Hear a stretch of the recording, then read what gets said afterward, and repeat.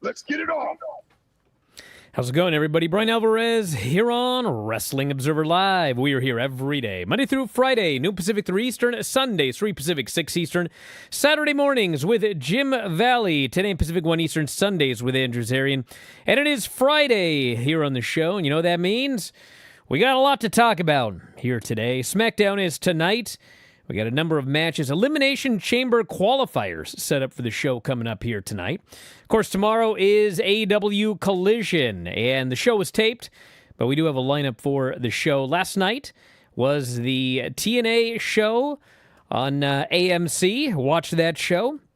We'll review it here today. It is significantly better. I think we're going to be saying this from now until the end of time. Significantly better than the AMC debut. We have yet to see a show even remotely as terrible as that first show. A lot of fun stuff on the show last night. We'll talk about that and a bunch of other news. I want to open the show today by wishing the best to WWE referee Daphne LaShawn. She posted on Instagram a house fire on February 4th. Claimed the lives of her grandfather, her grandmother, her uncle, and her cousin. The family has since launched a GoFundMe seeking $50,000 to assist with funeral expenses as well as clothing, school supplies, and other necessities for children affected by the fire. So the GoFundMe, I'm going to put up on my Twitter here in just a moment. But they're looking for clothing, shoes, toiletries, emergency housing, temporary living assistance, food, school supplies, basic necessities. They got all the information on the kids' sizes. And $50,000 is what they're looking for. And certainly, hopefully, they can raise a lot more than that. But all the best to Daphne LaShawn, her family, her friends. It's a terrible story. And we'll get the link up on my X when we come back from the break. If you want to text us here today, 425-780-7566. That is 425-780-7566. F4WOnline@gmail.com. F4W Online, Threads, Instagram, and Cameo. At Bryan Alvarez, X, and Blue Sky. Back in a moment with Lance, Observer Live.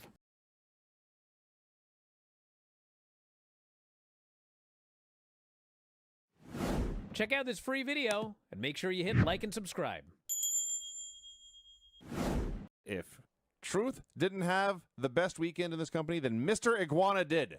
Oh, yeah, this guy is over, dude. We'll get to him in the Worlds Collide review. But he's got merch up on WWE shop. He's going to make so much He's got these money. Kids that want to see more Mr. Iguana. Yeah. So his face paint is so funny. I must stop you right here. It's not face paint. Oh, would you stop? It's head paint. Yeah, it looks, he paints his whole damn head. It looks like he gets held upside down and they just dunk his head in green paint. Yes. It's absolutely bizarre. And when he's not wrestling, he wears the round silver spectacles. Yes. And he flicks his tongue constantly. Yes. As an iguana would. And Del Toro and Octagon do whatever, and people are patient, but they don't care. And then Iguana tags in, and they are hyped. It took about 7 seconds to make himself my favorite luchador. He starts, I forget who he's in there with, but the guy offers a handshake, and so he licks it because he's an iguana, and then he gets hit with a shoulder tackle, or it's a chop. He takes a chop, he drops to his back, he sticks all four limbs straight in the air. Yes. He's playing dead like an iguana would. So then he brings in the puppet. I didn't get the puppet's name. I should have used it 50 times. But it's an iguana puppet that he thinks is real. Well, sometimes. Already up on WWE shop. Excellent. Yeah. Excellent. You know if Harley Cameron's doll is on the AEW? I do not know. It's not. Okay. It's not. Yeah. I'm just throwing that out there. So he starts doing spots with the puppet in his mouth. He lets the puppet try to get the pin. And amidst all the silliness, Conan says, you know this, Mr. Iguana, he's most popular with children. I liked how as soon as the puppet started doing spots, Corey Graves goes, is that legal in Mexico? And without skipping a beat, Conan goes, yes. Low on the list of things you will see in a Lucha Libre match, especially in AAA. So he starts using the puppet more as a weapon, or as a distraction, I should say. But it ends up with Lindsay Dorado getting a hold of this puppet, and he snaps, and he stomps the puppet, and he grabs the puppet, and he Spanish flies the puppet.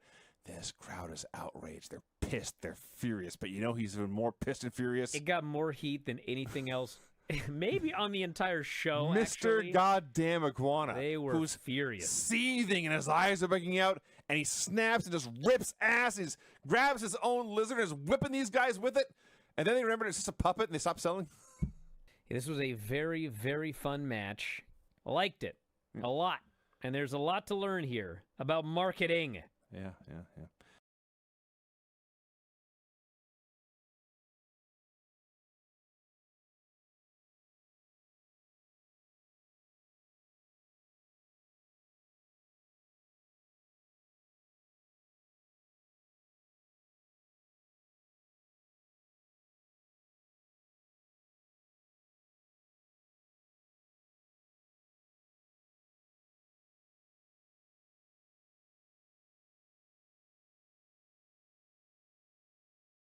Back in the show, Bryan Alvarez here, Wrestling Observer Live. Lance Storm is joining us here today. There's so much stuff going on.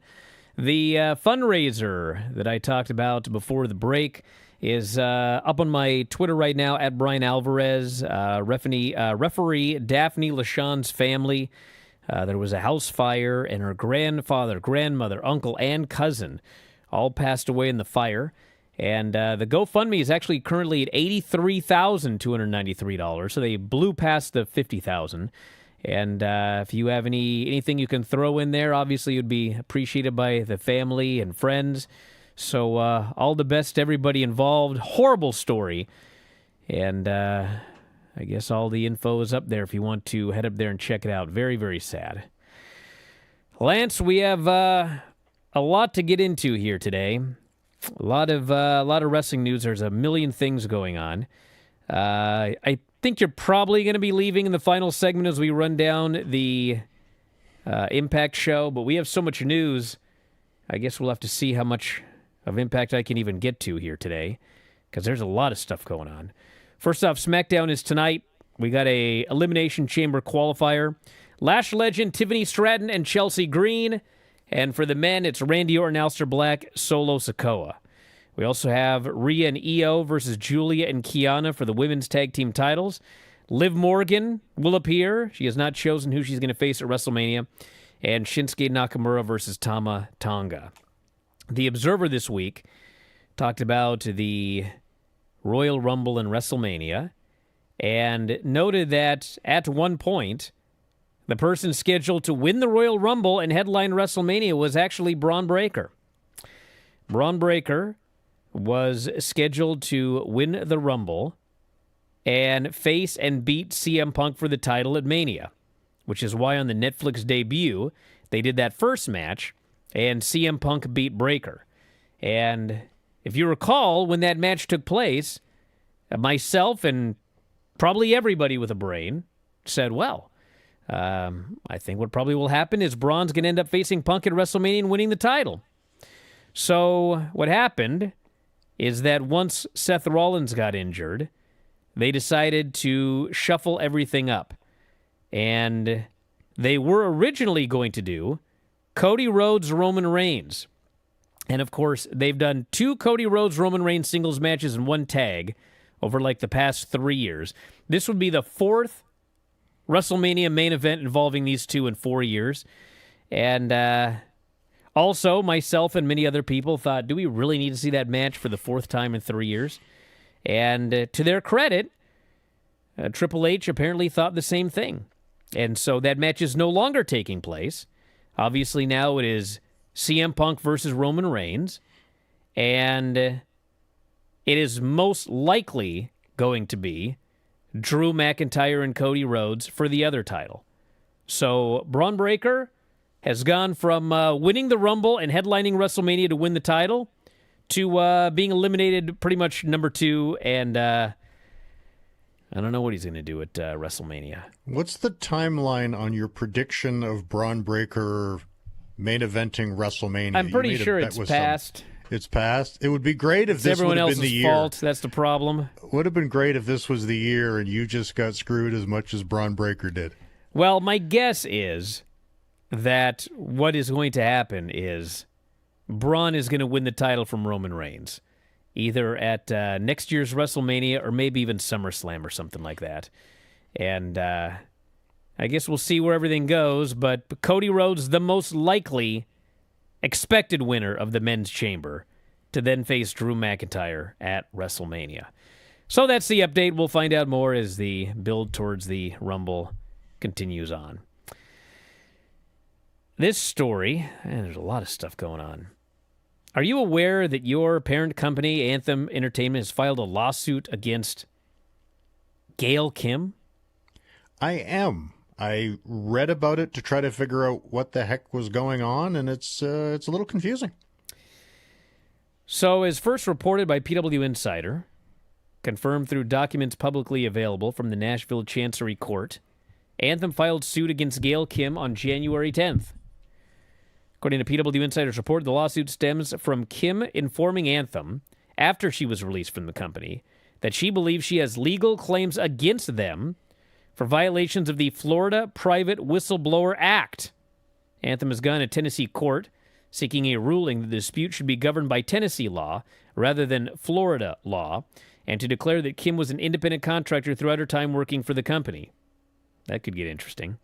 Anthem is also asking the court to rule that Kim may not bring claims against the company under Florida statutes, including the Florida Private Whistleblower Act referenced above, as well as the Florida Civil Rights Act, etc., etc.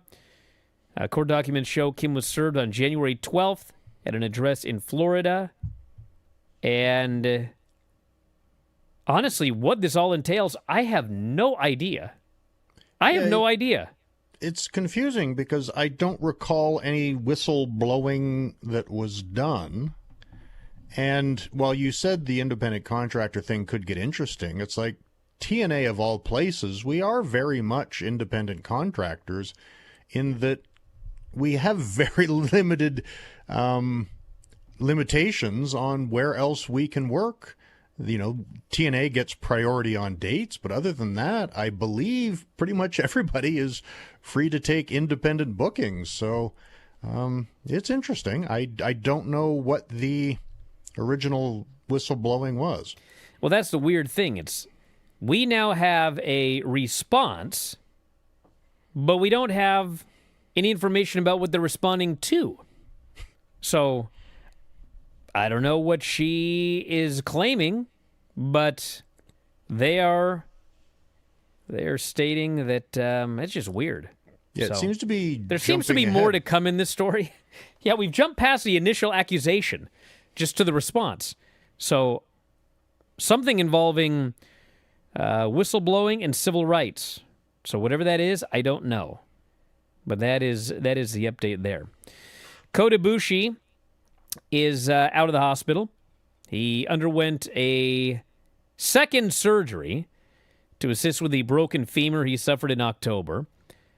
A screw came loose. That's exactly how it was described, but has now been firmly secured.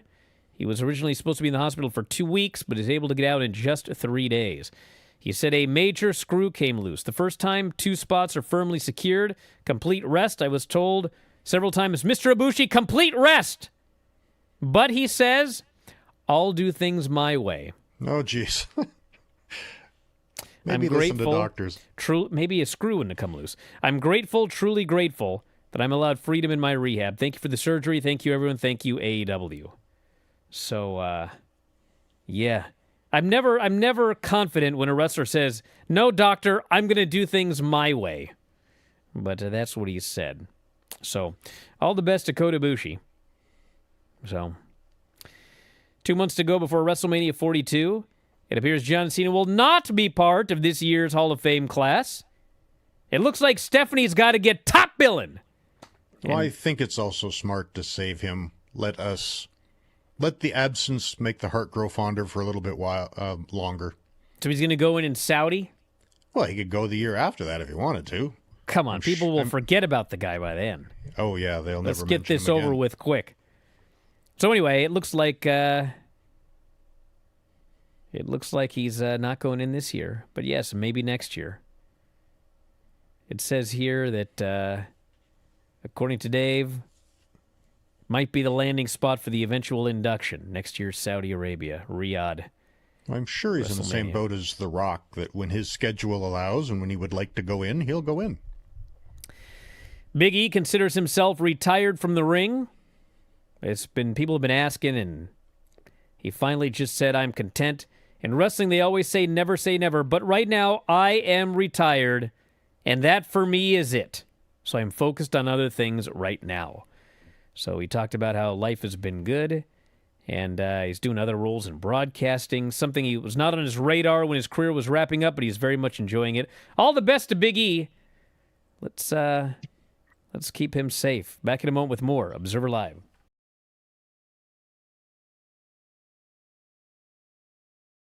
Just a quick note before this free video. If you click like and subscribe, I'd be very thankful. Granny, what have you got today? Okay, everybody be quiet, okay? Okay. Hey, Google, tell us a joke. What's the most musical part of a turkey? The drumsticks. Ba-da-cha. Hey, Google, you suck. Well, I am still learning. What should we fix? The guilt in the response. Hey, Google, that's enough. Hey, Google. Shut your hole. Hey, Google. Hi there, I'm listening. How can I help today? Hey, Google. Shut up. How can I be of service? No, that won't quit. God. Hey, Google. No more. Stop. This is how the war with the robots begins. Name the hip-hop group that asked the question, are you down with OPP in 1992? Granny, I will pay you $100 to read that again, please. Yeah, can you read more? Name the hip-hop group that asked the question, are you down with OPP in 1992? You somehow made it better. Oh, period. P, Stop the show period. now. We have peaked. P, period. Please send those edits to Brian's email. Are you down with OPP? On the show, The Big Bang Theory, Leonard and Sheldon are both physicists. What is there at what? What the hell just happened right there? Physicists? Yes. Physicists? Yes. Yeah. I lost my track. You lost your crack. You were at Sisyphus. In what city was Nipar Brooks. Shakur shot and killed? Excuse me, say that again. In what city was Tupac? Two-pack. Vegas. Check. Vegas Strip. Yep. Join us! Thank you. Yeah, we got a trip to the Vegas Strip, by Yeah. the way. You can get shot too. Yeah. No. Hey, Google, take a nap. Hey, Google, wake up. Hey, Google, are you awake? Here's a YouTube music station called Are You Awake? Hey, Google, stop!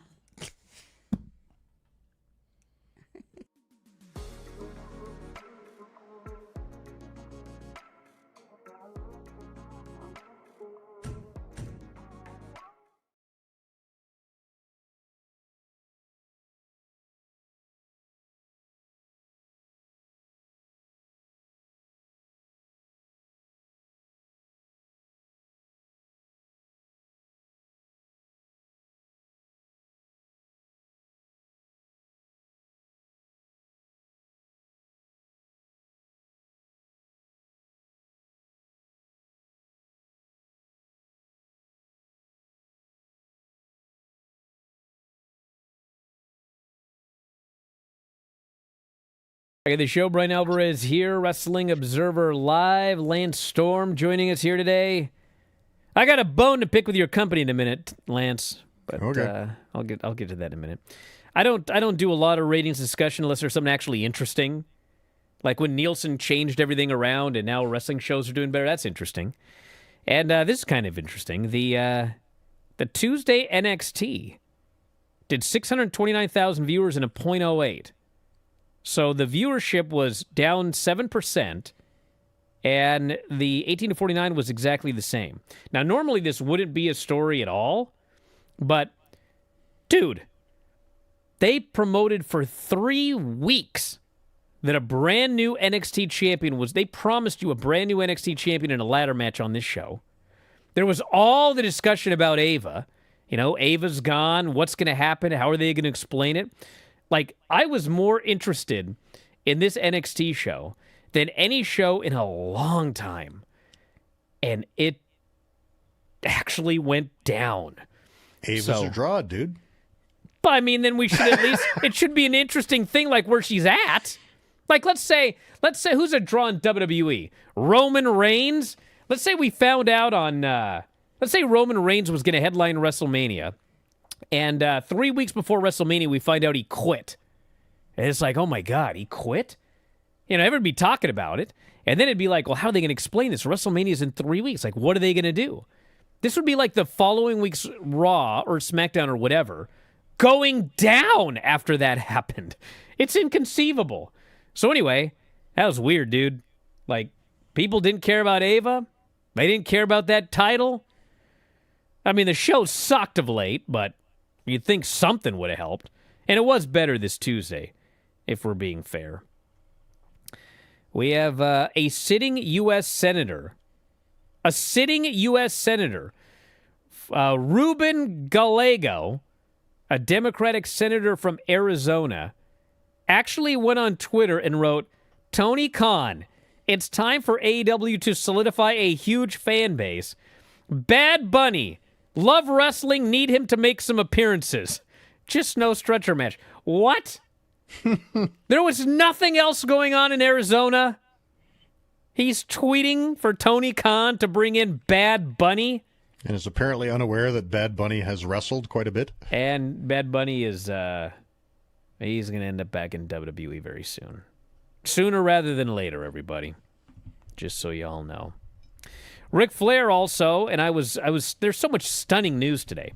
Ric Flair did an interview where he was doing a virtual signing for K&S WrestleFest on Thursday, and he mentioned that somebody was wanting him to return to the ring for one more match against Ricky Morton.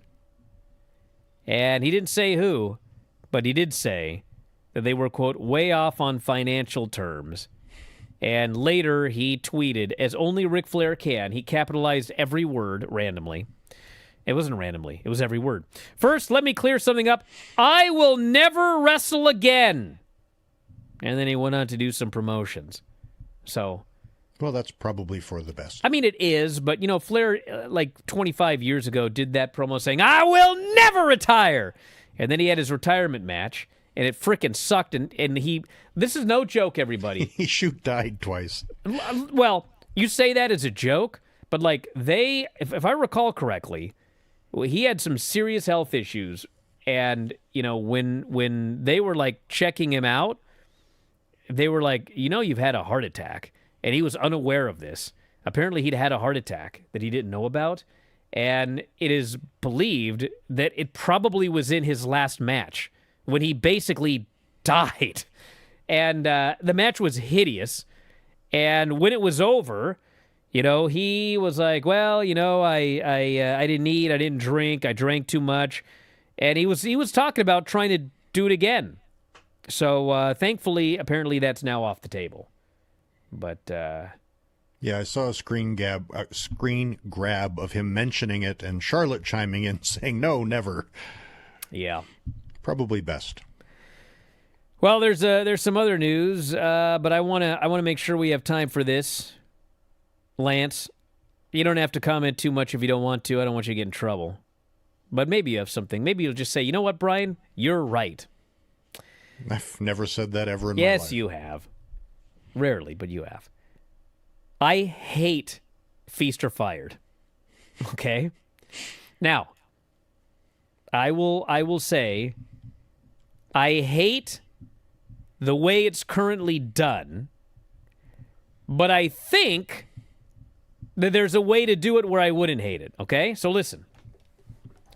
In Storyline, every year, they put a bunch of people into the ring. I don't think we do it every year. Well, whatever. It feels like every year. But it's done regularly. This isn't the first one. You put a bunch of TNA stars in the ring, and there's a bunch of briefcases. 3 of them have title shots, and 1 of them has a pink slip. Okay? Lance, if this were real, Why would you put a bunch of TNA stars in a match where at random one of them is going to get that briefcase and you're going to be forced to fire them? Like, as a company, whoever's in charge, Santino, whoever, why would you do this? It's like, it doesn't make any sense. Now, Steve Macklin, as we'll get to later, he got the briefcase and got fired. Steve Macklin, I was there when he became the first ever TNA International Champion. He was a big star. He was a multi-time champion. I'm supposed to believe that Santino thought, I'm going to throw this multi-time champion, war hero, whatever, in the ring, and I hope he don't get that pink slip, but he might. And then he gets it, and they have to fire the guy. Have you followed Santino's career at all? Well, the point is, Lance, this happened before Santino as well. I think a match like this, I think this could actually be a really good match. The way it's done right now, I just think it's like, I think it's dumb. Like, what if, I don't know who could end up in the match, but what if, whoever, Santana ended up in the match and he got a pink slip. And in theory, now he's going to get fired. He's going to go right to WWE, okay? I don't want you guys to do rankings so much, okay? But I think it should be maybe once a year. All right, instead of like 20 people, it's like at the end of the year, here's 4 guys, 5 guys, 6 guys, and they've all had a bad year. They've lost, they've failed, and it's like, if this were real, they'd probably maybe be on the cutting block. And those guys are in there. And when you do it that way, it's like, okay, well, whoever gets a championship match, like, they probably wouldn't have gotten a championship match under any circumstances, but you know what? By the luck of the draw, they're going for that world title. Probably going to lose, but it's something new. And you know what? If somebody gets cut, at least it was somebody that probably was already on the chopping block anyway. And I feel like you could book it in a special way where, like, look at how NXT screwed up Javon.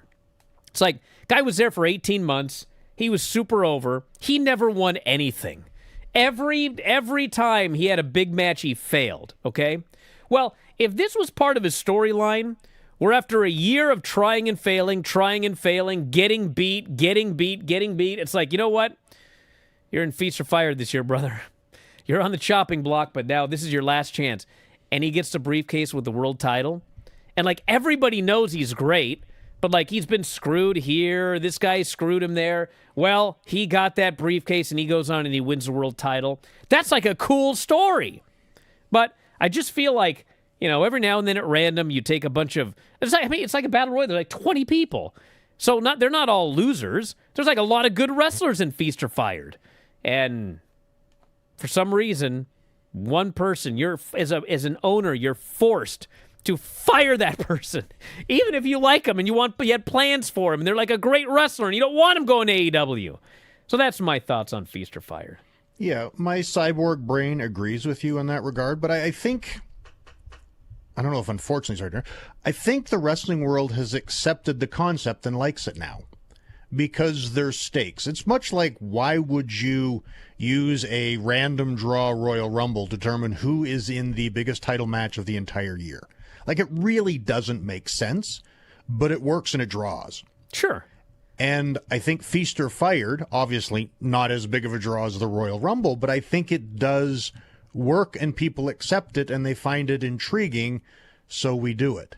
But if you actually look at the logic behind it, you run into the similar logic problems you have with, why is a random draw, throw someone over the top rope, the means by which you determine the most important match of the entire year. Yeah, that's true. But the thing with the Royal Rumble is the first guy thrown out isn't fired. You know what I'm saying? Like, the fired part is the part that I don't like, that part, because it doesn't make sense as a business. It's like if, like, everybody here at Observer, it's like, okay, we're going to do we're going to play a game of whatever, Go Fish, and the winner's fired, or the loser's fired. It's like, I don't want Lance fired. but I'm putting in this match because it draws. It's like, If winning was enough of a prize, I'd gamble that. but the point is, I wouldn't put you in that match. Why would I put you in that position? That's what I don't like about it. Yes, on a logic standpoint, there is the side of if it was, say, 6 or 8 people that could be getting the we know we clean house post WrestleMania. Yes. There's a lot of people going to get let go anyway. And by grabbing a case, you got a title shot. And if you win big, you stay. Well, we'll talk about this a little more after the break, and then we'll let Lance go and talk Impact. Back in a moment, Observer Live.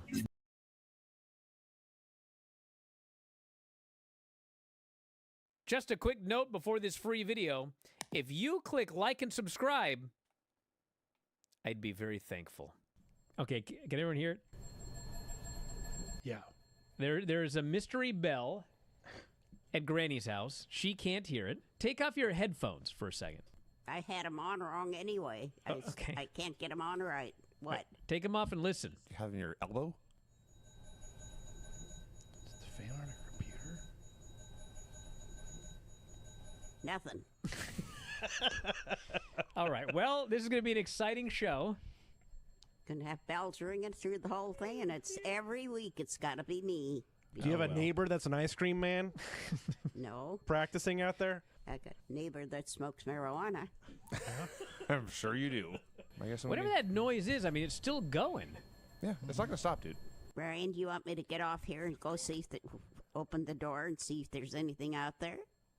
You think something's out the front door? Is he even ringing the bell the entire time? No, Granny, you don't. Let me in! Let me in! It's fine. It's fine. If it's death, don't open the door. Thank you, Craig. This person thinks it's a stove timer. Have you burned the roast? No, I don't have a stove.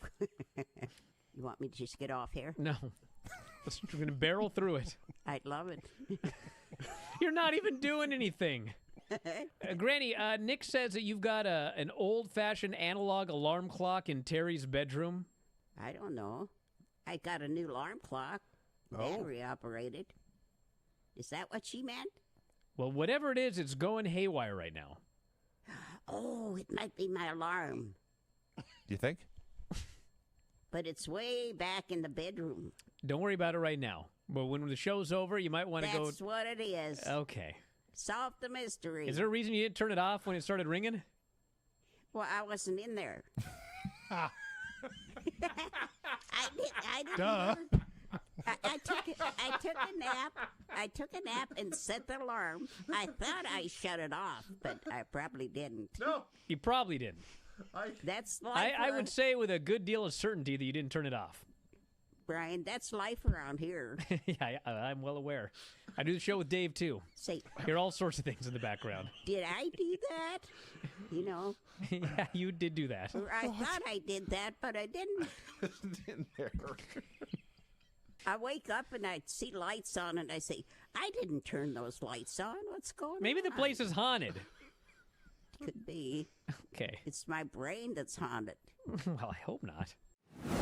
Instead of suffering through the YouTube chat, click like and subscribe.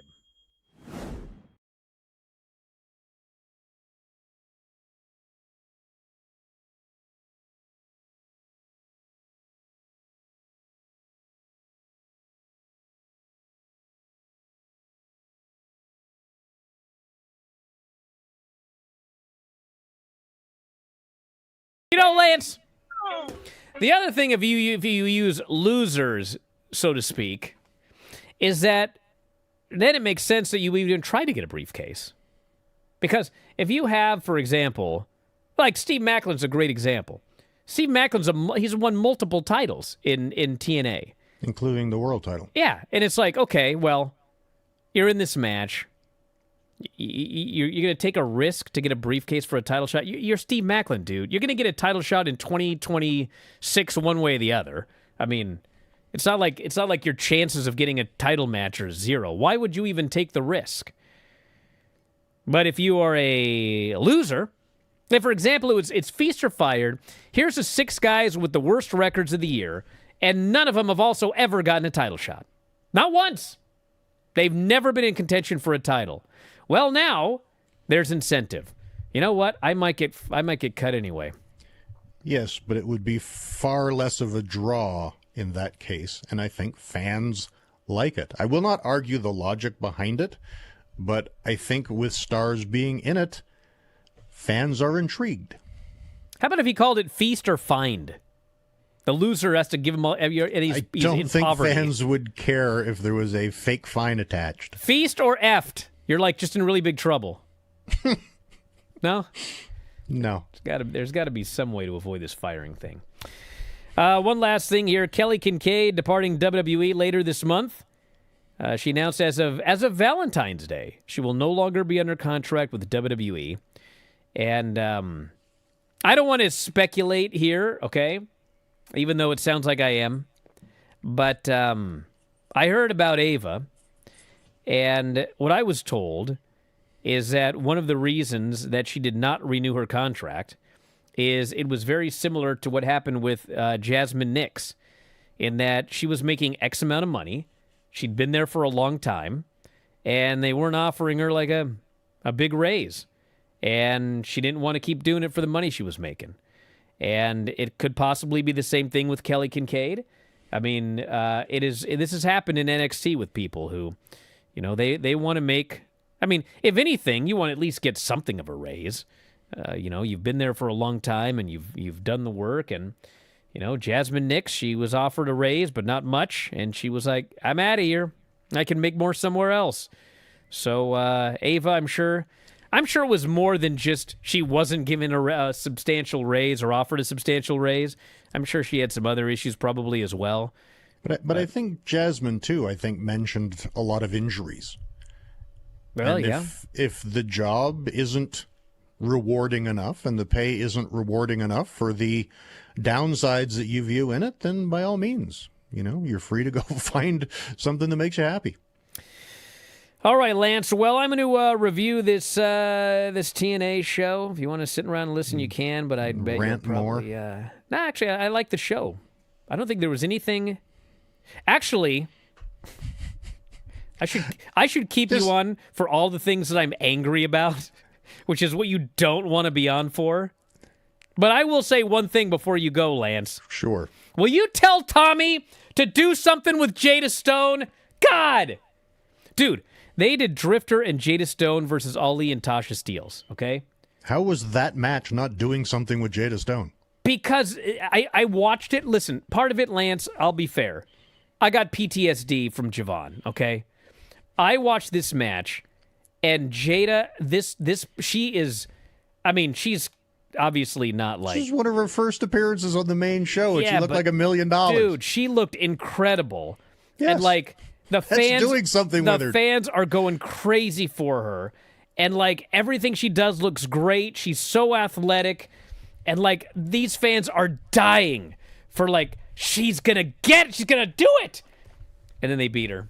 I was like, I watched this for 18 months. I can't take it anymore. Ali pile driver. I can't take it anymore, She'll survive, Lance. dude. I can't take it. This is like her first major appearance on television, and she looked phenomenal. I'll give it the okay for now, but if I'm watching in 18 months and they're still doing this, I'm gonna flip All right, out. Complain then. Yes, but golly, she is really, really talented. Holy smokes.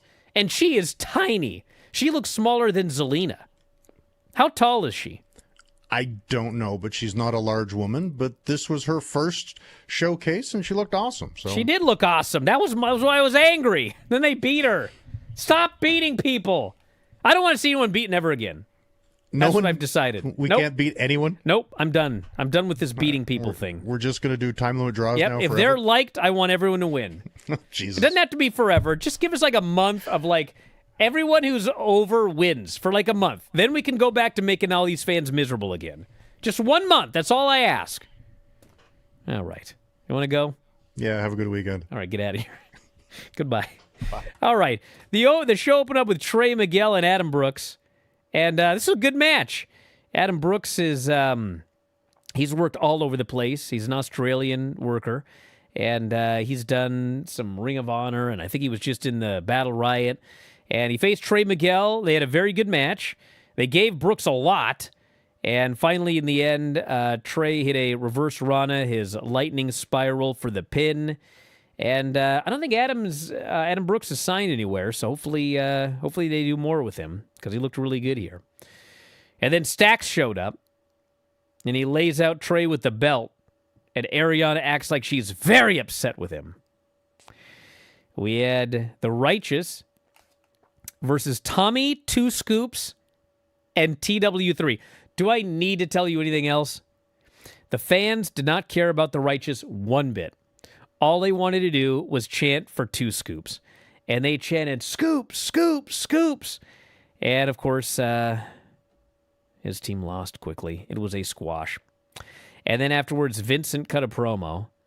And he's trying to talk about how he wants to team with the Hardys. But the fans are just giving him the what treatment. They're not paying any attention. And then they cut backstage. And the Hardys are addressing this promo. And both of them are like, I have no idea what this guy's talking about. And then Jeff Hardy goes, I think he wants us to form one of those things in wrestling. What's it called? Like a group? And Matt goes, faction! Jeff goes, oh yeah, faction. He didn't know what a faction was. And so, anyway, they get attacked by the system and laid out. We had a Kazarian promo. And he started burying fans, even children. He's running down everybody, talking about how he worked with a surgically repaired right hand, and how he defended the title with a surgically repaired right hand. He said Santana can claim to be a champ, but he beat a one-armed man, vowed to be champion again. And that's what led to Drifter and Jada Stone versus Ali and Tasha Steelz. So yeah, as I mentioned with Lance, this Jada is like, holy smokes. She's very, very small, but she's really athletic, and like the crowd absolutely loves her. She connects to the crowd great. They made her look like $1 million, and then yes, Tasha hits the ring. Jada hits the double knees. Heels take the ref. Ali gives Jada a tombstone. Throws Tasha Steelz on top. And she gets the pin. So, I'll give it time. But my tolerance is low after the last 18 months with Javon for just beating everybody who's over repeatedly. Ariana met with Santino. She goes, Santino, Stax, and I got in a fight again. I'm very sad. NXT never gives me opportunities. Dad, she says, I don't think I'll ever be half as good as you. And he says, you'll be a better superstar than I've ever been. She goes, I don't know about that. Dad, I want a title match. Not because I'm your daughter, but because I want to prove I can do it by myself. He goes, that's not going to look fair. She goes, I know. But you know what? It would make up for missing my Sweet 16 when you had that house show loop in Australia. That was horrible. And he's stricken. And he goes, I'll get it done. This dude's getting worked. Daria is yelling at Santino for all of this. She says she's going to the board of directors. Steve Macklin is in the building. He lost Feast or Fired. And he's saying goodbye to everybody. And he ends up leaving. And he's about to go out the door. He runs into Santana. And Santana says, you were the first person to welcome me back. Going toe-to-toe with you made me realize I had what it took to be in this locker room. Every day since then, I've built an unbreakable bond. We have.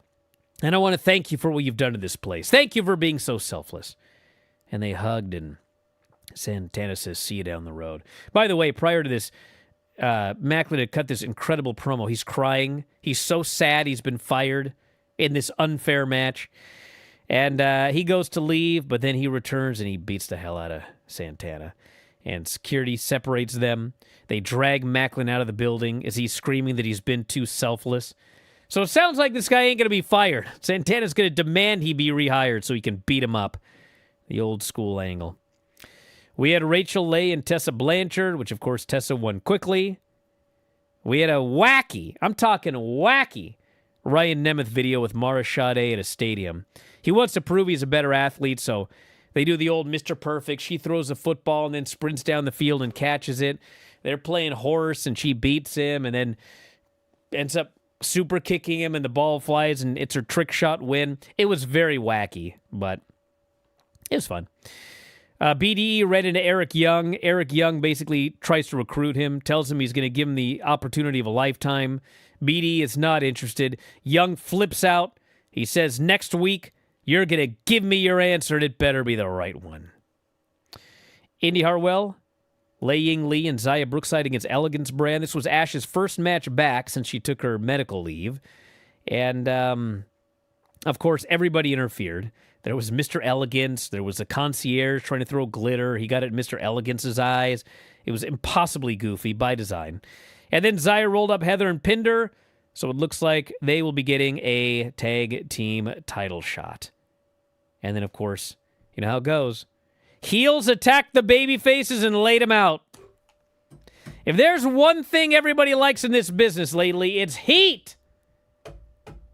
There's a lot of heat. Then Santana came out for a promo.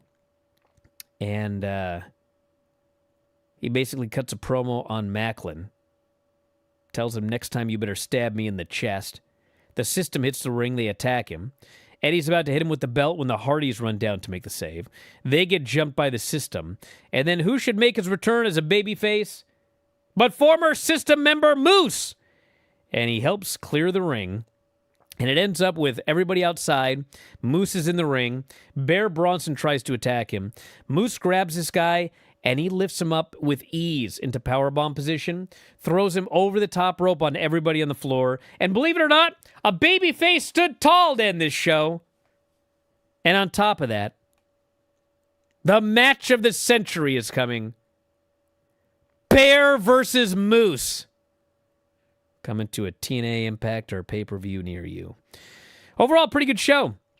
I've liked this show a lot over the last several weeks. Once we got through the AMC debut, you know, it's a very easy 2 hours. You know, they got some talented people. If you're a fan of like Goofy, I mean, there is Goofy on this show that you won't get even in WWE. Like the stuff with the Elegance Brand and the stuff with Ryan Nemeth, and I mean, you'll get a little everything on TNA. So check it out.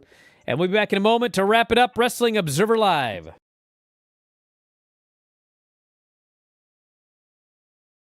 Just a quick note before this free video. If you click like and subscribe, I'd be very thankful. I am going to channel the well-known, infamous roast of Bryan and Lance. Oh my God. I vaguely remember this. Lance was a champion in virtually every company he has appeared in. While he did hold the distinction of holding 3 titles, that angle fizzled out faster than his podcast Killing the Town. Wow. I now remember this utter disaster of a roast. Let's get Lance a chair to sit in. And as we do, could we also bring someone up here to show him how to use it? I remember that chair shot. I don't remember who it was on, but utter silence that this roast was met with. Tom, at least I was smart enough not to do those chair shots again. Bryan, besides me, there are others who I'm sure dislike you, like Vince Russo, Eric Bischoff, but I think you're great, like a guiding light or a father, which is why I'm not surprised when you screw me every week. The best-selling author of The Death of WCW. He had just completed his new book, for which actually Lance Storm wrote the foreword, which is 3 more than most wrestling fans know. Hideous. Atrocious. It must be hard when you look so young. If I didn't know better, I'd say you had your grandma's jeans. But actually, if the camera panned down, I bet Lance is wearing them. Anyways, let's start the show. Carmelo went for the La Mystica. Andrade went for the Message. It's actually not the La Mystica. It starts like La Mystica, but the La Mystica is actually a submission, and he doesn't land in the submission. He just does the whole slam part and then jumps up. Yeah, the Okay. Lemistica Whoa, is whoa, a whoa. tilt-a-whirl head scissor into a Fujiwara armbar. Into a Fujiwara Yes. armbar. The Lemistica is not the submission. Do not tell me. I didn't say that was a That. submission. I said the Lemistica involves the tilt-a-whirl facebuster into the submission. The whole thing. Why are you so angry? Well, you just Because changed it's what not you what said you and said. lied. Right? Yeah. No, that's he doesn't why. land in a submission. He just slams them. So it's not a Lemistica. I believe that's the actual move. Okay, but whatever. Who Yeah. cares? I just hope editor Sean pulls up the exact clip of you saying Lemistica's a submission and then denying it afterwards. Lemistic is actually a submission. I didn't say that was a submission. Lemistic is actually a submission? I didn't say that was a submission. Editor Sean.